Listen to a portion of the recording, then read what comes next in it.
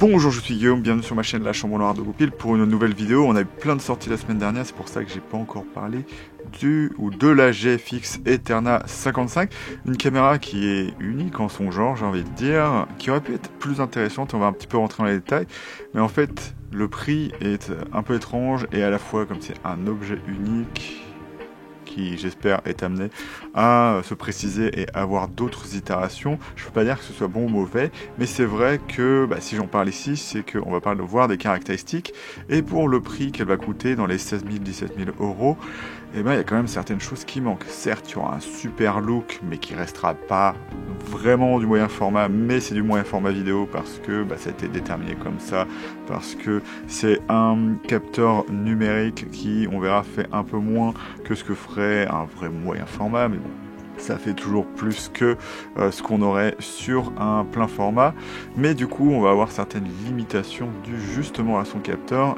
et aux choix qui ont été faits par Fujifilm. Donc là ce sera juste une revue du matériel publicitaire et des caractéristiques de la GFX ou du GFX Eterna 55. Donc du coup on est sur la page d'accueil qu'on a ici, donc on va un petit peu voir ce qui se passe. Donc voilà, Eterna Legacy Reimagine for a New Era. Voilà, donc il parle un petit peu du rapport Eternal, voilà le nom de cette pellicule qui a été faite pour le cinéma. Hop, je vous laisse un petit peu regarder ça, je vais voir s'il y a des trucs un petit peu spécifiques. Donc voilà, on voit déjà la taille du capteur du 44 par 33. Donc un capteur 4 tiers. Si ça t'intéresse de le savoir, puisque l'Open Gate va justement être du coup là-dessus, puisque c'est un Open Gate.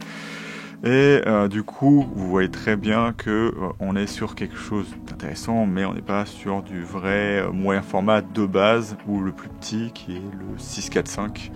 Donc 6 par 4,5, là on est quand même beaucoup plus petit ici. Donc il y a tout ce qu'ils vont dire, voilà. Donc j'ai réussi qu'à le trouver en anglais, donc désolé. Ouais. Et du coup, voilà, approximative. Enfin, 1,7 size of the full frame. Voilà, donc c'est un peu plus grand, mais tac tac, ce film look. Voilà, donc il y a un petit peu, genre ils font référence au nom qu'a justement le Eterna 55. Hop, tac tac tac. Donc il y a plusieurs courbes. Hop, tata, c'est plus dans le faut voir. Tata, via. CP3. Donc voilà, il y a le F-Gamut qui va être ici, celui-ci, et le F-Gamut C, donc le récent, qui va être très très grand et qui arrive pratiquement sur tout le A6, et en plus il rentre dedans, donc ceux qui aiment bien faire du A6 pour un petit peu harmoniser tout, là on aura quelque chose quand même d'assez intéressant dans ce que ça donne, et on a la courbe du F-Log versus le F-Log 2, qui est plutôt pas mal en termes de ce que ça fait. Hop, donc on voit pas vraiment la dynamique, mais voilà, vous voyez un petit peu comment ça progresse ici. Electronic Variable ND Filter, donc en fait c'est le même genre de système qu'on aurait chez Sony, dû probablement à une limitation du capteur par rapport à la monture, qui oblige à avoir ces filtres qui vont être variables, et donc le problème c'est que ça va poser des problèmes bien évidemment si vous voulez polariser, puisque c'est un filtre basiquement polarisant pour pouvoir faire ça, qui va de ND06 à ND21. Donc voilà, ça peut paraître peu par rapport au ND pratiquement 9 qu'on va avoir sur certains ND variables, donc enfin en valeur de ND, les ND 500. Voilà. Mais ça permet de pouvoir ajuster vraiment au poil, et si c'est capable de faire comme Sony, vous pourrez aussi régler votre exposition, enfin ça comme un paramètre d'exposition qui s'ajustera quand vous avez besoin. On a un dual ISO à 800 et 3200, donc ce qui est plutôt pas mal au final. Je ne sais pas s'ils nous montreront la progression de dynamique, je pense pas, mais voilà. Tata, Open Gate, voilà, en 4 tiers, mais on va voir qu'il y a une certaine limitation là-dessus. Alors, vous emballez pas, puisqu'on a du 8K, mais pas en Open Gate malheureusement. Et on verra ça dans les caractéristiques. Voilà, tata, donc GF, hop. Donc, vous pouvez voir ce que ça donne. Donc ça permet l'Open Gate, comme d'habitude, ça permet de pouvoir faire Bon, ici, du vertical, je pense pas qu'on en fera, mais ça permet de pouvoir voyager dans son cadrage, de faire basiquement ce qu'on va l'appeler un ours avec un cadrage comme ça, et après pouvoir recadrer s'il y a des erreurs de cadrage, ou, comment dire ça, pouvoir faire de la stabilisation un petit peu plus facilement, enlever ce qu'il y a au-dessus et en dessous, et voilà, juste vraiment de l'ajustement, ou si on a des optiques anamorphiques, pouvoir des stretch dans le bon format sans avoir à couper sur le capteur. Donc on voit un petit peu ce qu'il y a. Le Premista, voilà, c'est un format assez spécial. 35 DCI, donc Super 35 là pour le coup. 8K. Hop, CDI. Donc comme c'est un capteur 102 millions de pixels, on peut se permettre d'avoir un crop comme ça. Donc il y en a qui trouvent ça intéressant, mais voilà, il y a quand même des problèmes qui vont se profiler à l'horizon. Voilà, anamorphic ready, comme ils le disent. Hop, codec. Donc on a Apple ProRes HQ. On va avoir encore une fois des petites choses un petit peu spéciales sur la caméra. Donc en fait, vraiment cette caméra, il faut l'acheter pour son capteur vraiment, quitte à avoir plein de limitations et vraiment vivre avec. Hop, donc il y a un adaptateur PL qui va pouvoir bien évidemment, comme c'est une caméra cinéma, se fixer sur la caméra et en plus pouvoir se fixer au cas où sur, donc l'adaptateur PL pourra éventuellement se monter sur d'autres choses. Donc il pourra aussi se mettre sur des tiges de 15 et ça permettra de rigidifier le tout. Parce que je vous le rappelle, lorsque vous utilisez des follow focus, eh ben, il arrive que suivant la résistance de la bague de mise au point, ou même la vitesse que vous voulez, eh ben, ça puisse, ou même ça fasse bouger, comment dire ça, les montures baïonnettes, même si vous avez le PL d'un côté. Un 5 inch LCD panel, donc c'est pas mal. De 6,25 millions de points. Ouais, c'est plutôt pas mal au final comme chose intuitive. Donc voilà, donc à peu près tout ce qu'on peut trouver sur une caméra cinéma, avec des choses qui vont être assez étranges, parce qu'on a les connectiques cinéma, mais il y a certaines choses qui pourraient être là en plus grande quantité. Voilà. Pour une caméra à 16 000 €, encore une fois. Et donc on va aller dans les caractéristiques.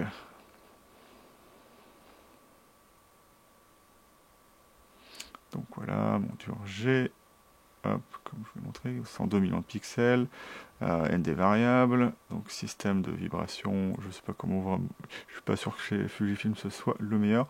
Donc on a des SD et CF Express de type B. Donc on est encore sur un double port de carte différent sur une caméra à 16 000 €. C'est pas terrible quand on est sur une C400 qui vaut 8 000 €, mais qui a, me semble-t-il, deux ports SDI.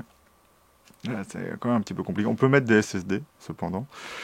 Et on peut enregistrer du RAW en externe via via un Atomos par exemple. Enfin oui, puisque c'est du ProRes RAW. Hop, standard, donc ISO 400, nanana, sensibilité jusqu'à 12 000. Donc est-ce que ça c'est l'ISO de base, donc pas l'ISO natif, mais l'ISO le plus bas de la gamme. Hop, étendu jusqu'à 100, ok. 320. Ok, d'accord. Donc on a un ISO au-dessus, un tiers de diaph, ou un diaph. C'est marrant comment ils l'ont marqué ici. Je crois que ça. Pareil. Dynamique 14+, donc si c'est du vrai 14+, vraiment étudié, c'est déjà pas mal. Hein. Une Alexa XT, SXT ou des choses dans le genre font 14 tops en Hilux C3, donc c'est déjà pas mal. Le S12 en Dynamic Boost, mais c'est des vrais 14 diaph, donc à voir si ça marche. 8 à 8000 pardon, hop, avec un obturateur qui peut être en angle de 5,6 à 360 degrés. Visuellement c'est 180, mais bien évidemment si vous voulez faire des effets, et ben vous allez changer l'obturateur d'angle. Je ne sais pas si il y a des systèmes d'anti-flickering qui se passent via l'obturateur en angle, par exemple le S12 est un des seuls appareils, me semble-t-il, qui est capable de régler en degrés, mais vraiment très très finement. Donc à voir si c'est possible aussi. Hop, donc il y a de la F comme Fujifilm. En plus, comme sur la série des optiques G, qui est pas forcément le meilleur, mais au moins il y a l'autofocus, donc à voir si ça peut être utile, avec d'ailleurs la nouvelle optique qui a été montrée comme au début, donc une optique carrossée cinéma autofocus, donc ce qui peut toujours être vraiment pas mal. Alors est-ce que ça marche comme le système de Sigma où il y a un côté manuel qui demande une certaine, à mon avis, une synchronisation logicielle, puisque ça demande à l'optique de se reset dans une certaine position pour pouvoir bloquer la mise au point en manuel. Hop. Donc le moniteur est en 3,5 mais l'écran est en 4 tiers. Donc les écrans, d'ailleurs c'est assez étrange, parce qu'avant tous les écrans étaient en 4 tiers. Et il y en a certains qui les ont gardés pendant un moment, on est passé en 3,5 mais lui reste en 3,5. Son écran. Et ce qui est marrant, c'est ils ont dit 5 pouces. Ah non, excusez-moi. J'ai pas vu que c'était le side, donc c'est l'endroit où il y aura le Big Six et là où vous verrez tous vos menus avec tous les boutons pour pouvoir régler chaque chose séparément, qui est vraiment plutôt pas mal. Hein. Au final, avoir un écran comme ça et pas avoir besoin d'aller dans des menus pour aller chercher vos codecs et tout ça, moi je dis oui, c'est vraiment pas mal. Et puis ça permet à un opérateur de s'occuper de la caméra, c'est ça qui va y avoir d'intéressant, c'est que c'est une caméra qui permet de à la fois se concentrer sur la mise au point et tout ça, et d'avoir quand même un opérateur sur le côté qui permettra de changer les réglages à la volée. Donc on a de l'Apple ProRes, donc tous les trois, ce que j'aime bien chez Fujifilm, c'est qu'ils ont aussi le LT, ce que j'adore, que par exemple il n'y a pas dans le S1 Mark II. Hop, le HEVC H265, il n'y a pas de H264 apparemment, ça c'est marrant ça d'ailleurs. Enfin remarque, l'Apple ProRes est de l'H264, mais bon, ça on le rappelle jamais assez. Parce que l'H264 est issu du QuickTime 7, donc il y a une racine commune, donc c'est pour ça qu'ils utilisent la même base codec. Donc All Intra, Long Up, ouais, normal. Donc on a du 8K en 17 neuvième, donc dans son format pas natif de capteur, mais du format ultra, comment ça s'appelle la 4K. Donc la 4K, d'ailleurs c'est du 17 neuvième, mais ça utilise 8180, mais bon, c'est pas mal. Voilà, là c'est vraiment l'équivalent UHD mais en 8K, donc ça c'est le 17 neuvième. Là on a un petit peu moins, donc oui, 17 neuvième. Et donc on a que du 24 et du 23,98, donc c'est bien puisqu'on a le cinéma, même si maintenant on est tous amenés à regarder plus ou moins tout sur un écran, on s'est même projeté via comment dire ça numériquement, donc souvent le 23,98p c'est la norme au final, enfin ça devient le plus intéressant pour à peu près tout le monde, mais c'est vraiment dommage hein, le fait d'avoir forcément du 8K. Là-dessus, donc 720 Mbps par seconde. Alors ça c'est censé être sur les codecs qui vont être de l'H265, puisque je crois que le ProRes choisit son bitrate tout seul. Je crois que ça va être marqué après. Après en 8K 16 neuvième on gagne le 30 images par seconde, mais voilà, c'est pour une caméra qui vaut 16 000 €, c'est un petit peu dommage et c'est normal parce que c'est le capteur du GFX 102 et il n'a pas une lecture méga rapide, donc ça oblige à certaines limitations. Certes c'est intéressant d'avoir un core cam qui permet de l'utiliser dans ces systèmes un petit peu plus compliqués, mais comme aujourd'hui le cinéma il a tendance un petit peu à perdre en budget, et directement utiliser un GFX 100, c'est plus, comment dire ça, quelque chose qui est irréaliste aujourd'hui, quitte à, comment dire ça, l'accessoiriser vite fait, ou avoir ce qu'il faut comme ce qu'il pourrait y avoir sur la cam, mais vraiment pour des situations dédiées qui ne posent pas de problème d'avoir des accessoires à ajouter en plus. Donc là, une grosse caméra qui vaut 16 000 € avec ça dessus, ça commence à être un petit peu dommage. Donc on a toujours la même chose avec du bitrate, donc voilà, All Intra, Only Available. Oui, parce que Fuji fait ça sur ses appareils, ils vont limiter certaines choses, mais ce qui est marrant, c'est que si ça fonctionne comme sur la série X, on peut mettre du 720 Mbps lorsqu'on est en HD, ce qui ne sert absolument à rien. Donc on passe au 276.1, donc on a vraiment un truc très très fin, et là on n'a toujours pas alors que c'est quand même assez long, toujours pas autre chose que du 24 images par seconde, ce qui est un petit peu compliqué. Après on a du 6,3K, donc en 16 neuvième, donc pour faire un délivrable un petit peu plus petit, mais qui pourra servir pour justement faire de la stab ou du recadrage, un petit peu plus, même si on essaye de pas zoomer dans l'image normalement lorsqu'on comment dire ça peut le faire via un zoom, c'est toujours plus qualitatif et plus comment dire ça visuellement intéressant. Mais là on est toujours à 30 images par seconde. Toujours avec les bon ça m'étonne pas avec 720 mégabits par seconde. 5,8K, toujours pareil.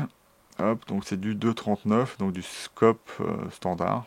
Donc, ce qui peut toujours être intéressant, c'est ce qui va être intéressant. De toute façon, il y a plein de formats, mais on nous montre pas la fenêtre. Est-ce que c'est la largeur du capteur en 8K? Ça, on sait pas. Parce qu'il y a certains fabricants qui sont habitués à nous faire des petits trucs assez rigolos. Par exemple, lorsqu'on prend un S1.2, le 17 neuvième est en 5,8, le 16 neuvième est en 5,9. Le 16 neuvième prend pratiquement toute la largeur du capteur, alors que le 17 neuvième non. Alors que normalement, usuellement, on prend le 16 neuvième dans le 17 neuvième. Donc voilà, chaque fabricant fait ce qu'il veut, mais là on n'arrive pas à voir exactement si c'est vraiment du moyen format ou autre chose. Donc on a du 5,4K en 17 neuvième, ok.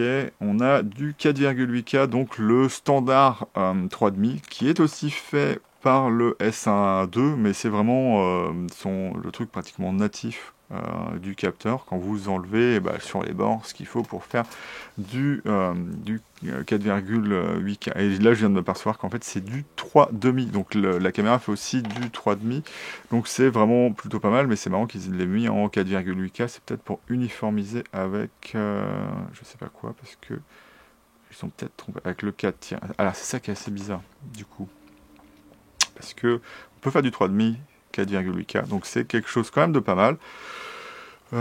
Au final, alors est-ce que c'est encore une fois sur la largeur et le capteur est capable avec le processeur de travail assez pour pas avoir trop de rolling shutter et de faire en sorte d'avoir quand même du 4,8K 3,5, c'est quand même intéressant, mais ça reste quand même un capteur 8K, donc c'est un petit peu dommage. Mais on n'aura que du 24 et 23,98. On a du 4,8K en 16 neuvième, du 1,38,1 pratiquement carré en 4,6K. Mais ça serait bien d'avoir juste une vraie image à côté avec tous les formats. Je sais même pas si ça existe. On a encore, voilà, donc pratiquement encore plus du carré. Mais voilà, ça fait plein de formats. C'est ça qui va être intéressant. Mais est-ce que, au final, voilà, ça que je me dis, c'est que au final, avoir un bon gros format 8K qui ferait 60 images par seconde, et après recouper dedans en 4 tiers, ça n'aurait pas été mieux que tout le reste. C'est la limitation de la caméra, je le comprends totalement, mais voilà. Donc, voilà, on va passer aux choses un petit peu plus confortables. Donc, on a du DCI 4K 17 neuvième, donc le standard, hein, parce que là je suis en train de filmer, d'ailleurs comme ça ici en ProRes 422. Donc on a du 60 images par seconde, c'est vraiment plutôt pas mal. Donc encore une fois, on n'a pas le ProRes ici, je pense qu'ils vont le mettre après. On a 16 neuvième, donc rien d'inhabituel. Hop, 60 images par seconde. Le 4 tiers, donc format natif capteur, mais par contre, on n'est pas oversamplé. Voilà, c'est ça le problème, c'est que tous ces formats, vous vous attendez à voir le sampling, c'est pas oversamplé. Parce que justement, ce qu'on veut, c'est avoir une lecture qui soit plutôt rapide. C'est pour ça d'ailleurs qu'on n'a pas les autres vitesses de défilement lorsqu'on est en 8K. Mais là, on a 48p maxi. Moi, ça me dérange pas. Ça en dérangera certains parce que ceux qui font du PAL aimeraient avoir les deux images qui manquent, bien évidemment. Mais pour ceux qui shootent en 24 images par seconde, ce qui est bien avec le 48, c'est que c'est du x2. Donc on peut faire du ralenti ou du 48 images par seconde direct. Et si on a besoin quand même du 24 images par seconde, on peut le remettre en 24 sans qu'il y ait vraiment trop de différence, à part un petit peu dans le flou de mouvement, puisque avec un obturateur de 180 degrés, bien évidemment, ce sera un peu plus fluide, ce qu'on aura sur du 48p remis en 24p par rapport à du 24p direct. Même si il faut vraiment avoir un très très bon œil ou un œil très sensible à ça plutôt pour que ce soit pris en compte. On passe du coup à la Full HD, donc c'est marrant de dire Full HD 17 neuvième, c'est plutôt du 2K au final, voilà, parce que si vous ne savez pas le 2K c'est juste un petit peu plus de pixels que la Full HD. Et donc dans sa version, bien évidemment 17/9. Donc on a encore une fois que 60 images par seconde maxi. Voilà. Et comme vous voyez, bah, du coup, comme je ne l'ai pas dit ici, hop, on a la version vraiment cinéma, pas que du 24p comme sur certaines caméras. Hop, donc voilà, on a encore le 720 mégabits par seconde. Pourquoi en HD on aurait besoin de ça? Vous allez vous dire, ça donnera une meilleure qualité. Non, parce que c'est un capteur 8K, donc il y a fort à parier que votre Full HD sera vraiment pas folle. Voilà, vraiment pas folle du tout. Donc il y a des notes. Donc je vais essayer de savoir à quoi ça correspond, parce que j'ai pas envie de revenir à chaque fois dessus. Sélectionnable, enfin mode mode sélectionnable. Ouais. Depending on the image format. Ok, d'accord. Donc le mode d'image sera changé en fonction du format choisi. C'est quand même assez vague au final ce que ça dit. Bon, après, il y a là, bien évidemment, c'est de la note de quelque chose. Donc pour enregistrer, voilà, il faudra une CF Express de type B, classe, voilà. Donc voilà, c'est les types de cartes qu'il faudra. Pour enregistrer du 360 mégabits par seconde, il faudra utiliser, voilà, soit une CF Express de type B, soit une V60. Voilà, d'accord, ils disent, bon, ça semble normal, une V90 fait dans le max du DK 700 mégabits par seconde. D'ailleurs, ils sont joueurs, puisque une SD, généralement, on n'essaye pas trop d'aller loin au final, puisqu'il faut la bufferisation, les problèmes de surcharge. Alors, peut-être que le buffer du GFX ou la mémoire interne permet de ne pas avoir ces problèmes-là, mais du coup, jusqu'à 720 mégabits par seconde, donc ça veut dire que tous les codecs qu'on a vus ici, en H265, sont enregistrables via une SD V90. Donc voilà. Donc voilà, ils vont dire l'Apple ProRes, bien évidemment, vu les débits qu'ils vont avoir, donc au-delà de 720 mégabits par seconde, on va être obligé de prendre la CF Express de type B. Le bitrate de l'Apple ProRes n'est pas sélectionnable. Ce que je vous ai du coup dit tout à l'heure, donc voilà, c'est bien, on est d'accord. Donc on a plein de modes de simulation de film, et apparemment pour ce boîtier, il y aurait vraiment ces simulations de film, mais faites en lutte pour être applicable sur comment dire ça, le F-Log ou le F-Log 2C. Donc c'est vraiment pas mal de ce côté-là. Vous aurez pu à vous dire, soit je choisis de faire une simulation et j'ai pas le log, donc j'ai moins de dynamique. Maintenant ce sera possible de faire ça apparemment. Donc voilà, donc il y a une balance de blanc auto là-dessus. Voilà, normalement c'est plus ça lorsqu'on utilise une caméra de ciné, mais bon, c'est là au cas où. Et sinon on règle ces Kelvin manuellement. Hop, wireless transmitter. Je sais pas si tout sera prêt pour le ProRes, mais c'est marrant, ils l'ont pas mis ici. Donc il y a toutes les spécifications, les caractéristiques techniques, Bluetooth, USB-C. Il y a un HDMI type A, donc c'est pas mal, même si c'est une caméra cinéma. Ce qui est bien, c'est que sur le corps, on a un jack 3.5, ce qui pourra toujours être utile à un moment donné. On a un TCI, une TCA, out, pardon, un Genlock, donc pour envoyer ces infos, comment dire ça, directement sur les écrans type 3D, comment dire ça, les dômes ou les trucs dans le genre, c'est plutôt pas mal, plutôt que d'avoir savoir les données, enfin d'une autre façon, de sortir les données d'une autre façon. Donc vous allez pouvoir les avoir sur votre fichier et en plus dans ce que vous filmez. Donc ça peut être vraiment très intéressant. On a du SDI 12G, donc ce qui est normal, il faut 10 4K 60 images par seconde, c'est la norme 12G. Voilà. Pour avoir du 4K 120 et de la 8K 30, il faudrait passer sur la norme de dessus, je crois que c'est 24 ou 18, je sais plus, qui n'existe pas encore, à ma connaissance, sur quelque chose qui marche sur le terrain. Et puis voilà, donc on a un lens connector, voilà, de quoi attacher une V-mount, ok, du DC out, donc voilà, pour avoir l'alimentation directe, c'est vraiment une caméra pour ça.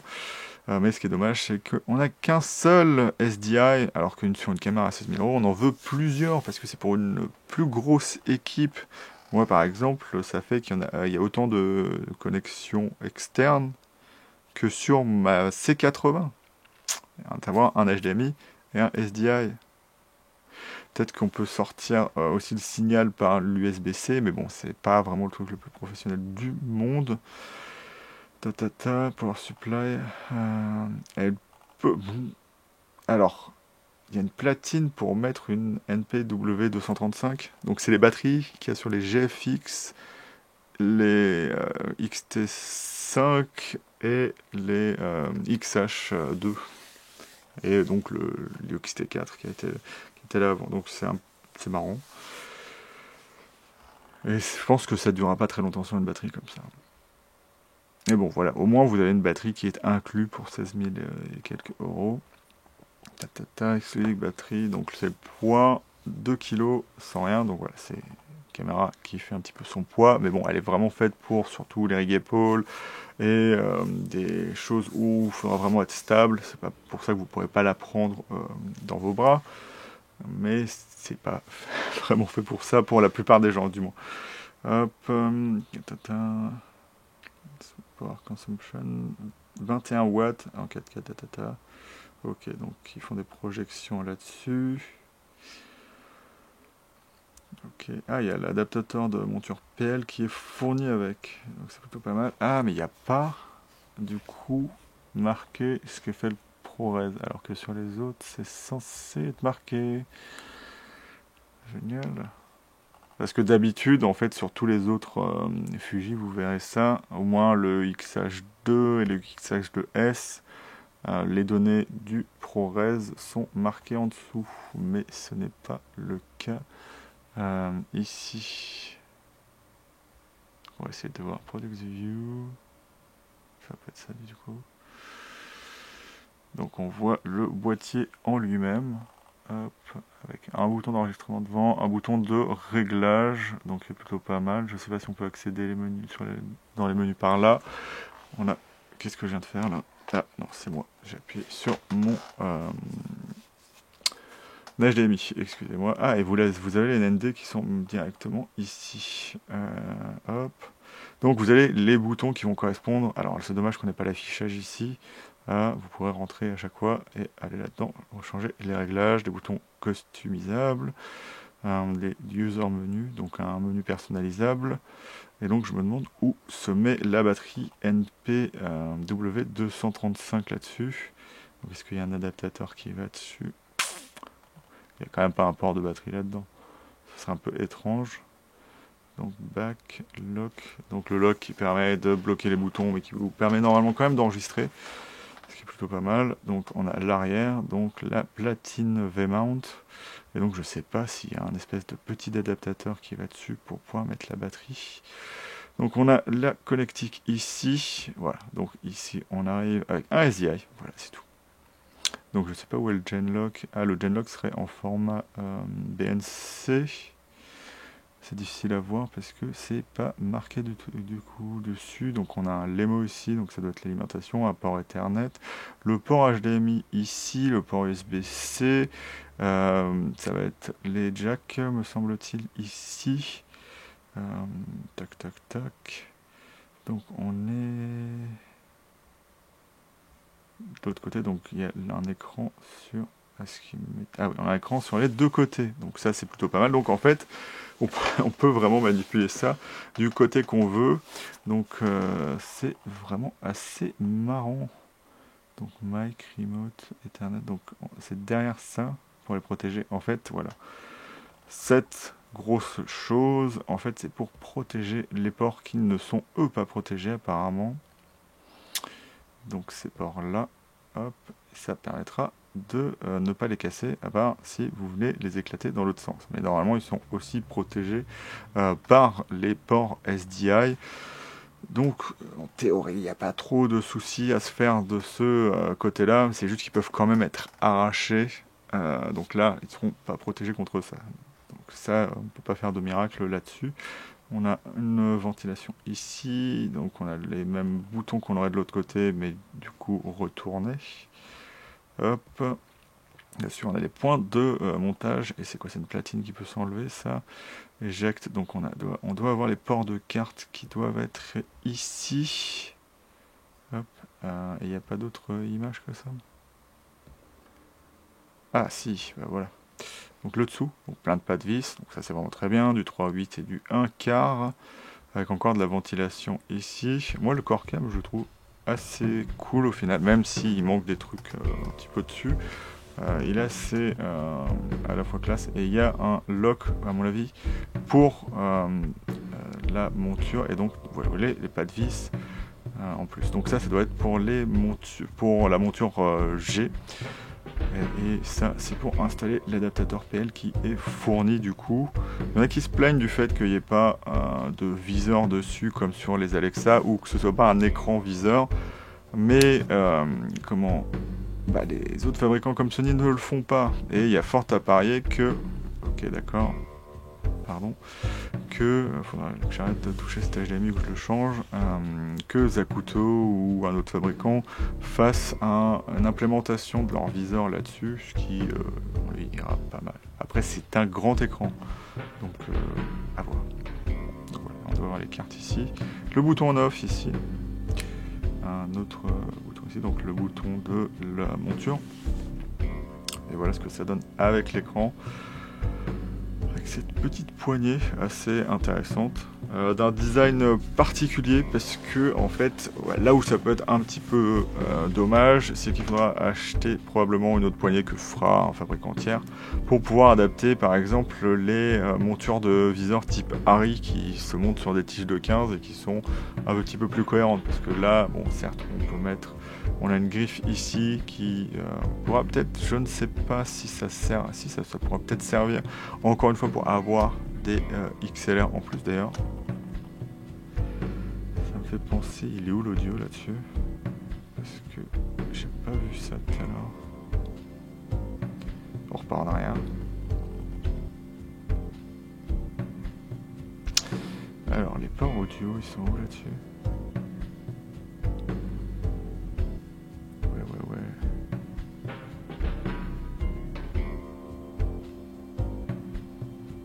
Attends, on a que du... Non.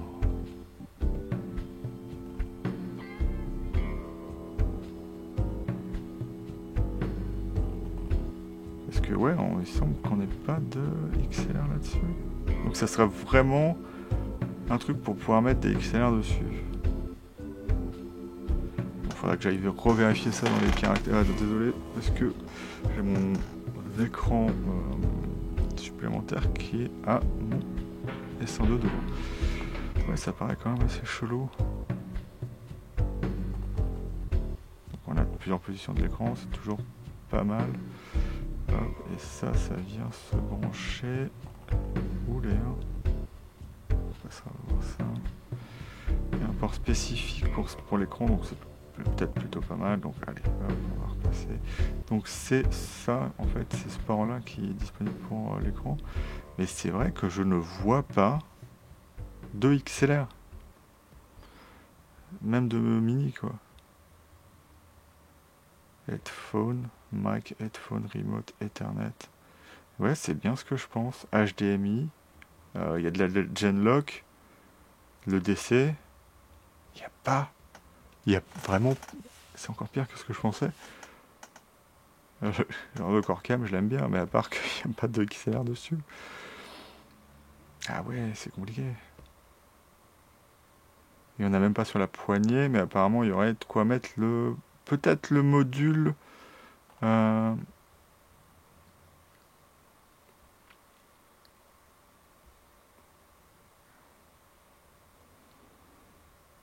C'est bizarre ça.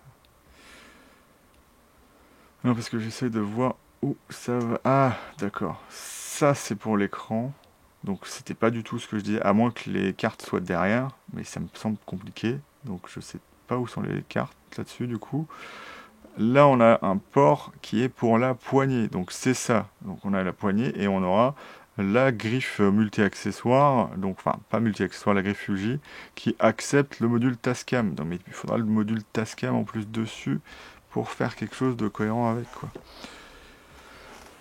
Donc c'est très très bizarre. C'est très très chelou. Attends, j'essaye de voir. Donc on a un autre DC. Ah oui, c'est le DC pour l'optique, ça. J'essaie de voir où se rentrent les cartes là-dessus.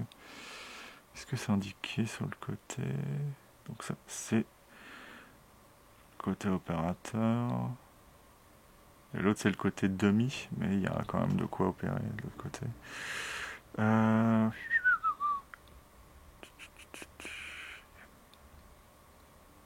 Très bizarre ce boîtier. Remote USB. Eject. Ouais, mais il y a de quoi mettre le viseur là-dessus. Mais pour moi, c'était là où il y avait les cartes aussi. Mais il faut avoir vraiment des tests là-dessus pour voir comment ça marche. Vraiment. Parce que, ouais, pour moi, il y a les cartes. Parce que si vous voyez ici, ouais, il doit y avoir la carte derrière. Mais ça veut dire qu'il y a un double port où le design est pour moi très très bizarre. Parce que tout ça. Où il n'y a que le viseur. C'est étrange.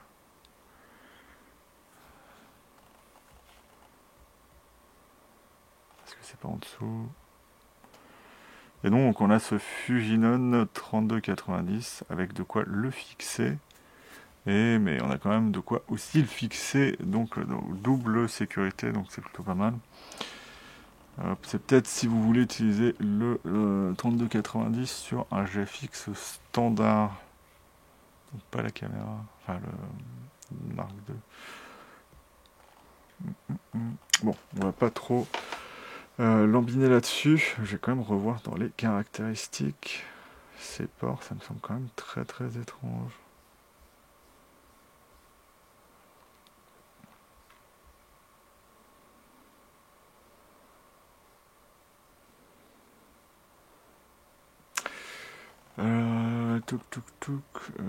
Alors, voilà.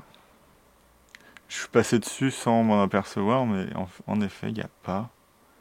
Il n'y a pas de... Ah, c'est une caméra à 16 000 euros. Et il n'y a pas... Il n'y a pas...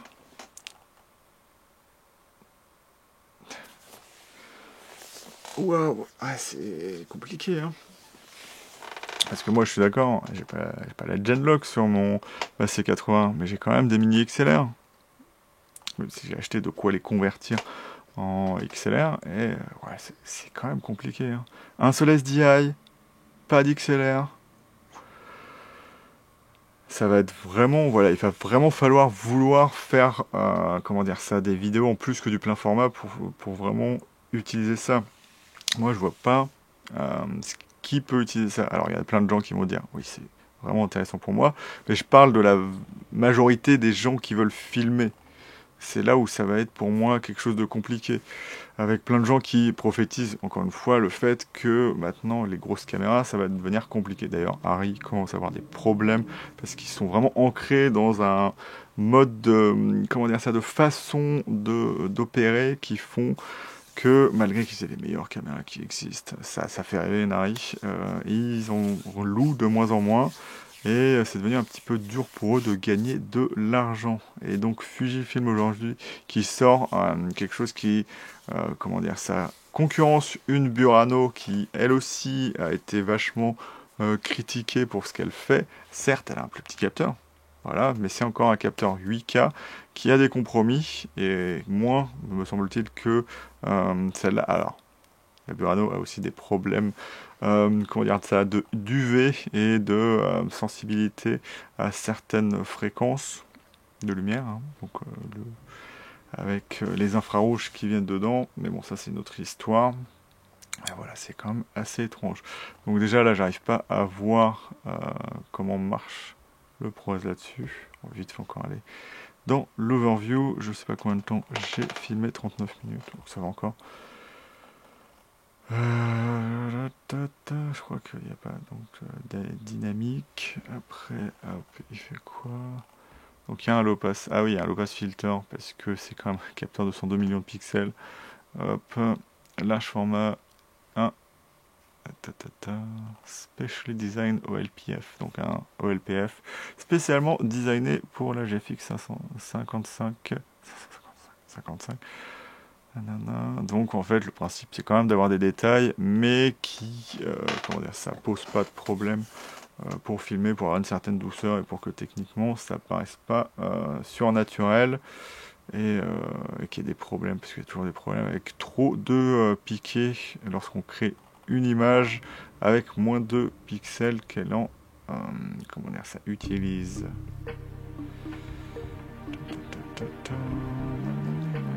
Des fois, ouais, donc prêt pour les filmmakers. Mais c'est dommage, hein, parce que il y a vraiment une ergonomie, il y a quelque chose d'intéressant qui se passe. Mais pourquoi en fait, c'est à moitié. C'est genre, il y a plein de trucs intéressants. Et hop là. Et dire que vous prenez une C50, vous avez des XLR directement dessus, dans la poignée. Là, non. Il n'y a rien. Et accessoirement, on n'a pas de RAW là-dessus. Donc voilà, c'est pour ça que je disais, il va falloir vraiment vouloir le capteur de ce GFX, qui est un capteur photo d'ailleurs, puisqu'ils n'ont jamais pas essayé de faire, justement, ce qui aurait réglé le problème, c'est de faire un capteur moins défini. Soit un capteur 8K, soit un capteur 6K, soit voire même, si vous voulez faire de l'OpenGate 4K, un capteur 4K, nous proposer quelque chose de différent, mais de vraiment intéressant. Sauf que là, c'est un petit peu, pour moi, raté. Donc, batterie is designed to accommodate the mount and je vois où on la met là. Ah, ouh, c'est ça. Donc, quand on regarde, donc voilà. Moi qui cherchais où étaient les cartes, en fait, c'est dans les deux portes sur le côté. Voilà, donc moi je croyais que c'était pour débloquer comment dire ça, la V-mount. Non, on a un port batterie. C'est ça qui est très bizarre. On a un port batterie sur une caméra cinéma pour une NP, comment dire ça, W235. Alors, c'est très très bizarre. Mais d'un autre côté, c'est pas une mauvaise idée. Je dis ça parce que au final, ça vous permet de ne pas avoir acheté sur votre V-mount un hot swap. Vous avez votre batterie qui sert juste de tampon, vous changez de V-lock et ça repart. Et je pense que c'est designé pour ça. Donc vous pouvez faire vos tests dessus, même si ça durera 3 secondes, mais au moins vous pouvez changer vos batteries à chaque fois. Donc ici on a le port SD, on a le port CF Express de type B. Et puis voilà, c'est quand même vraiment plutôt pas mal de ce côté-là. Donc côté ergonomie, voilà, autant il y a le XLR pour moi c'est quelque chose quand même d'un peu rédhibitoire. Voilà, puisqu'il faut encore acheter un module qui vaut 400 ou 500 euros et en plus il faut le mettre sur la poignée.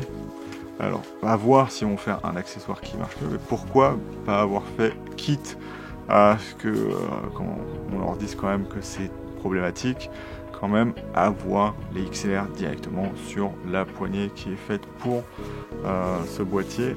Mais bon, voilà. Et puis en plus, je trouve que c'est pas très simple d'avoir deux câbles qui dépassent. Après. Donc voilà. Donc moi qui cherchais les cartes depuis tout à l'heure, elles sont là. Donc que dire de ce boîtier? Le boîtier, ouais, tu vois, il y a des trucs qui sont quand même assez intéressants dessus. Rien que le fait d'avoir... Pour moi c'est ça, si elle se vend, ça peut que être pour ça. Mais est-ce qu'il y aura vraiment un marché pour Fujifilm pour une caméra comme ça qui fait que du 8K30? Tu vois, c'est ça qui est un petit peu étrange aujourd'hui, c'est que on prend R5 Mark II, on peut déjà faire des formats qui sont plus évolués que celle-là. Et on va dire oui, mais c'est quand même GFX, c'est un moyen format. Oui, un moyen format à peu près. Mais on fait du RAW en 60 images par seconde, en 8K sur un R5 Mark II, dans un log qui permet une très très bonne dynamique. Alors certes, qui est établi d'une manière assez comment dire ça, spéciale, hein, plutôt dans les basses lumières, et on aura genre 6,3 diaph max dans les hautes lumières, et puis on peut pas faire de, comment dire ça, du high key, où c'est beaucoup plus compliqué sur une Canon. Mais voilà, il y a plein d'options, genre le S1 Mark II qui fait de l'OpenGate en 60 images par seconde et qui le fait aussi en 48 images par seconde, ce que fait ça aussi. C'est une ergonomie cinéma, je l'ai très bien compris, mais vous voyez, comme je vous l'ai dit, qu'il y a quand même des petits ou des gros compromis qui font que, voilà, pour 16 000 euros, c'est dommage. Moi, je préfère mieux, si on me donne le budget, alors certes, c'est quand même un très très bel objet et ça donne envie de shooter comment dire ça, dans ce format de GF, mais est-ce que c'est pas plus intéressant, par exemple, d'avoir deux C400 ou d'avoir deux FX6 et une ou deux optiques. Voilà. C'est ça que je trouve un peu dommage.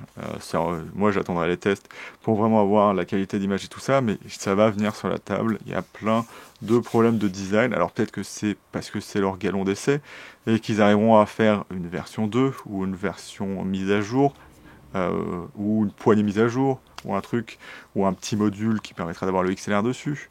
Parce que, voilà, ce qui est quand même pas rédhibitoire dans un sens, c'est que lorsqu'on regarde ça, on l'a vu, donc on va revoir ce que j'avais pas vu au début. Donc là, on a le port de carte, c'est juste que c'est pas indiqué dessus. Ce qui est marrant, c'est que tous les ports ils sont indiqués, sauf ça, le port de batterie ici. Donc la NP-W235. Hop, et ce qu'on va voir ici, si on voit l'arrière, ça c'est un port pour l'audio ou pour la griffe multi-accessoire, mais c'est pour l'audio.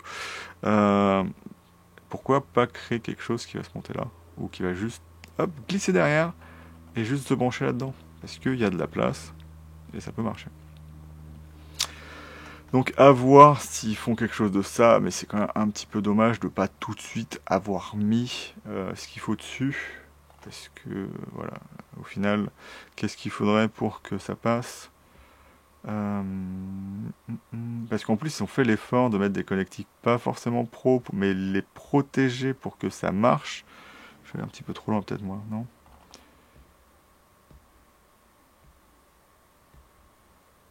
Ici, voilà. Donc, qu'est-ce qu'on aurait pu mettre? Ouais, enfin, il y avait quand même de quoi faire. Ils voulaient tout mettre au même endroit. Donc, notamment protéger tout ce qui est là, qui n'est pas forcément idéal. Mais ouais, il y avait quand même quelque chose à faire pour pouvoir rajouter au moins un XLR dessus, quoi.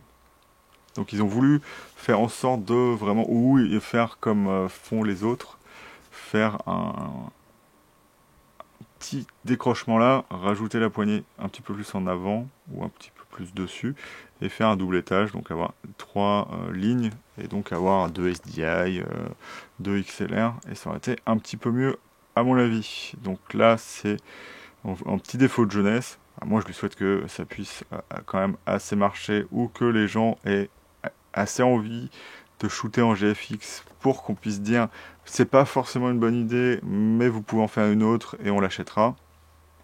Ça c'est à voir. Mais là quand même c'est quand même un petit peu très vite fait, et même s'il y a des trucs géniaux, hein, genre les deux écrans de chaque côté, ça reste quand même vraiment intéressant. Mais est-ce que au final voilà, il aurait pas fallu juste en enlever un pour mettre justement ces connectiques qui manquent en plus? Voilà. Donc je vais pas tourner vraiment autour du pot.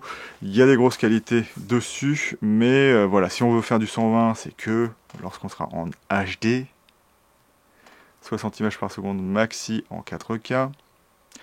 Si on veut faire de l'open gate, on est limité à 48 images par seconde, donc ceux qui font du PAL n'auront rien du tout, donc on serait obligé d'être que en 25, ou se mettre à shooter en 23,90. Moi si je shoot en 23,98 ou en NTSC, c'est tout simplement que les écrans sont dans ce format-là. Encore une fois, j'ai touché le HDMI. Qu'il faudra que je change. Mais voilà, c'est en fait c'est une caméra qui est méga intéressante parce que c'est la première fois qu'on essaye de faire ce concept-là. Mais en même temps, c'est Fujifilm qui l'a fait et il y a quand même certains défauts. Alors moi j'adore Fujifilm parce qu'ils ont toujours testé plein de trucs assez intéressants, mais leur folie avait d'intéressant le fait que comme c'était de l'argentique à l'époque, c'était juste une image, donc l'ergonomie elle était bonne quoi qu'il arrive. Genre il y avait plein d'idées, c'était... Mais là, il y a quand même comme je vous l'ai dit, des choses qui manquent. Donc à voir si ce sera quelque chose qui plaira à beaucoup de gens. Mais ça m'inquiète quand même un petit peu parce que bah, c'est quand même intéressant d'avoir des nouvelles options, des nouvelles façons de filmer, des nouveaux regards sur les choses. Mais là, ça peu compliqué. Donc dis-moi toi aussi ce que tu peux en penser. Regarde la vidéo, digère-la, et voilà, viens pas me poser la question où j'ai déjà répondu, parce que ça m'est déjà arrivé, notamment dans la vidéo du Nikon ZR, d'avoir exactement la question où j'avais répondu dans la vidéo. Mais voilà, je vais te dire salut et à bientôt dans la chambre noire de Goupil pour une nouvelle vidéo. Voilà, tout simplement. Salut. Hop.